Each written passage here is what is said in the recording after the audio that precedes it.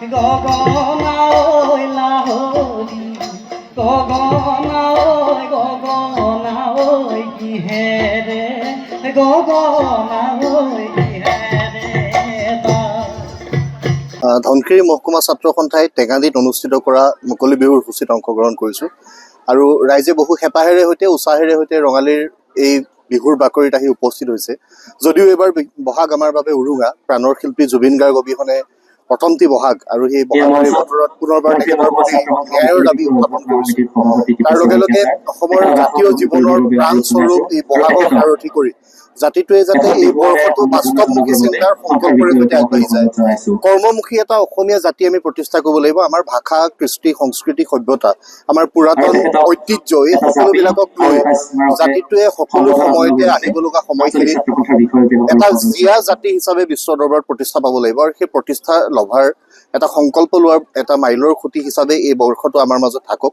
সকলোলৈকে অসমীয়া নতুন বছৰৰ ৰঙালী বিহুৰ উল্লেখ জ্ঞাপন কৰিছোঁ। জুবিন গাৰ্গে যিসমূহ ৰচনা কৰি গ'ল, জুবিন গাৰ্গৰ ৰচনাৱলী, তেখেতে পৰিৱেশন কৰিলে যি সুৰ তাল লয়, সেই সুৰ তাল লয় যিসকল লোকে নোৱাৰে মিলাব, সেই গীতসমূহ পৰিৱেশন কৰাটো অনুচিত।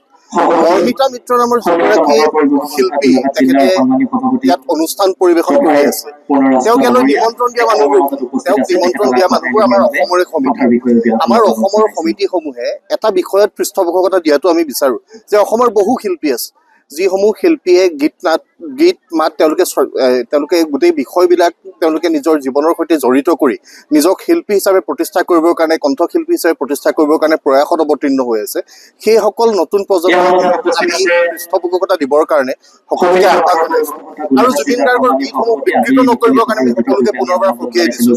এইসমূহ আমাৰ জাতিটোৰ সম্বল, এই সম্বলসমূহক কোনোবাই অপমান কৰিব আৰু সেই অপমান কৰাৰ দুঃসাহসটো যাতে কোনো নকৰে, আহিব লগা দিনত এই বিষয়টোৰ প্ৰতি অসমৰ প্ৰত্যেকগৰাকী জনতাই দৃষ্টি দিব, সেই আশা কৰিছোঁ। এনেকুৱা ধৰণৰ অচিন কাঠৰ থোৰাবিলাকক লৈ জাতীয় জীৱনে যাতে বাট নুবুলে, সেই সংকল্প ল'বলৈও আমি জনসাধাৰণলৈ আহ্বান জনাইছোঁ। প্ৰত্যেক বছৰে ধনশিৰি মহকুমা ছাত্ৰ সন্থাৰ উদ্যোগত 4 বহাগৰ দিনটো আমি মুকলি বিহু উদযাপন কৰি আহিছোঁ। এই বছৰো ব্যতিক্ৰম নহয়।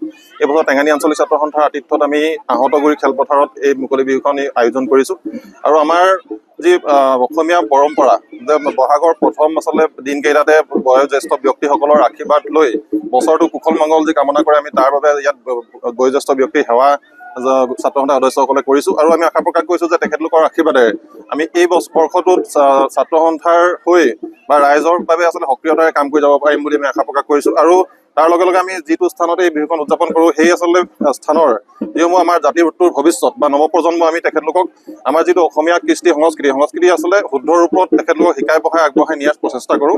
তাৰ লক্ষ্যৰে আমি এই বৰ্ষটো 10 দিনীয়া এটা বিহু কৰ্মশালা আয়োজন কৰিছিলোঁ। কৰ্মশালাটোত প্ৰায় 3 শতাধিক ছাত্ৰ ছাত্ৰীয়ে অংশগ্ৰহণ কৰাটো আচলতে আমি জাতিটোৰ বাবে সৌভাগ্য বুলি অনুভৱ কৰিছোঁ আৰু আমি আশা প্ৰকাশ কৰিছোঁ যে সেই আচলতে জাতিৰ যিসকল ভৱিষ্যত, সেই ভৱিষ্যতে অসমীয়া যি কৃষ্টি সংস্কৃতি শুদ্ধ ৰূপত আগবঢ়াই নিব বুলি আমি আশা প্ৰকাশ কৰিছোঁ। বিভিন্ন জনগোষ্ঠীয় কৃষ্টি দল আৰু আমন্ত্ৰিত বিহু দল আছে আৰু ইয়াত মুকলি সভাত সদৌ অসম ছাত্ৰ সন্থাৰ সন্মানীয় সাধাৰণ সম্পাদক হোমেন ফুকন ডাঙৰীয়াই অংশগ্ৰহণ কৰিব আৰু বিস্তৃত কাৰ্যসূচীৰে আজি আমি এই মুকলি বিহুখন উদযাপন কৰিম।